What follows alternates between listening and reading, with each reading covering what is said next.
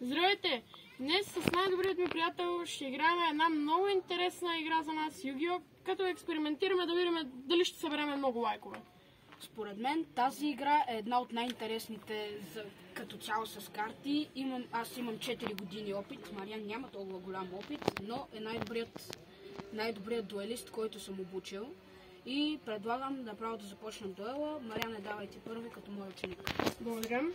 Тегля карта. След което играя Beijing Turtle, който аз принасям в жертва и призовавам левия драган. И атакувам с 6600. Приключвам своят ход. Тегля карта като за начало. Така, ще превключа една карта с лицето надолу, защитен режим. И след това ще поставя още две карти с лицето надолу. Добре. Обърни картата, която атакувах.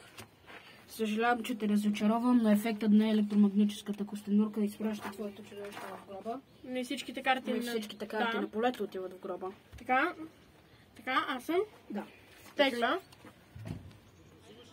Призовавам вампир килъра, след което го принасям в жертва и призовавам това чудовище и атакувам с 2900 жизнените си точки. Добре, ще тегля карта. Добре. Съжалявам за това, което ще направя.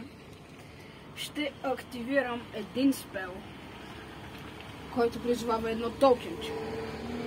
След това призовавам Millennium Seeker в защитен режим. Жертвам, ще изиграя Soul Crossing, който прави така, че когато пожертвам две чудовища, едно от моите чудовища може да има безкрайна атака за един ход. А твоето чудовище е Слайфър? Не, Decode Talker. Той има безкрайност атакуващи точки и вече атакувам. Нека да ти видим хода. Тегля. И го превключвам в защитен режим, както и слагам една карта с лице надолу и аз приключвам своят ход. Добре, съжалявам, но твоето чудовище умира. Аз тегля една карта. Да не губя никакви точки живот. Ще поставя една карта в лицето надолу и след това ще атакувам отново с моят Decode Talker. С 2300. Добре. Аз ще изиграя Comics Hero King Arthur и ще атакувам с 2400 по това чудовище, след което тегля и обръщам капана на спелът си, с което и двамата призоваваме едно чудовище от първо до четвърто ниво. Перфектно. От тестето или от ръката по нашия избор. Защо се прецака сам, ако питаш мен.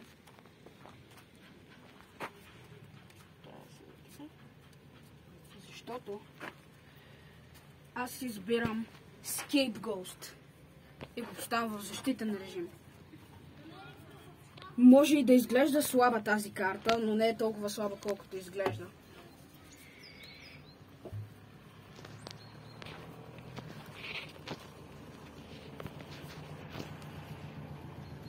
Аз призовавам Giant Hero General в защитен режим. Добър ход, ако питаш мен.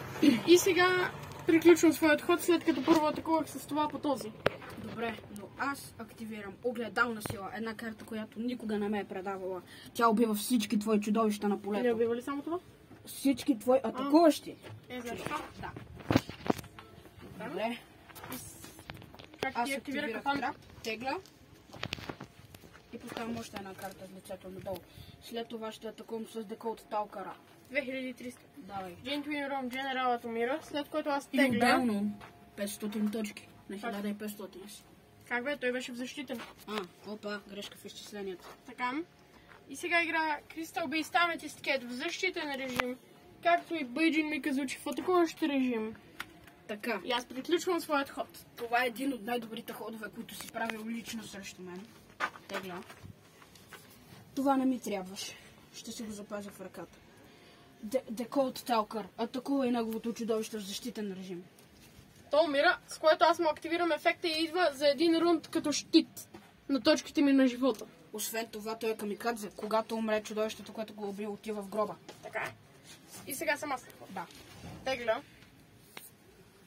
Пренасям в жертва Beijing Mikazuchi, за да призова Godness of Waikage Winch в защитен режим. Има 4000 защита.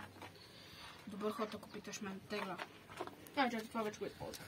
Точно тази карта ми трябваше.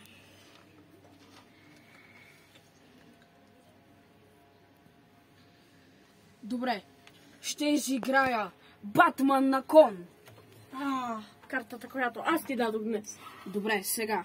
Не знаеш какво ще ти направя. Освен, че твоето и моето чудовище губи 400 атака, твоето чудовище директно умира. Сега, Батмане, атакувай го! Атакуваш по това. Това умира, но не ми вкарваш никакви точки живот. След което аз тегля. Играя карта с лице надолу и аз приключвам своят ход. Тегля.